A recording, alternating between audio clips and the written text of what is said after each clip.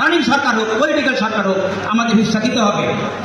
আর দ্বিতীয়ত, আমরা এমন একটা আপনাদের কাছে অনুরোধ, আপনারা চিন্তা করুন, গবেষণা করুন, দেখুন শিক্ষার সকল সেক্টরে মিনিস্ট্রি সবখানে আমাদের প্রতিনিধি পাঠানো যায় কিনা, অধিষ্ঠিত করা যায় কিনা চেয়ারে, তাহলে আমাদের হিস্সাগুলি আমরা ঠিকভাবে নিতে পারবো।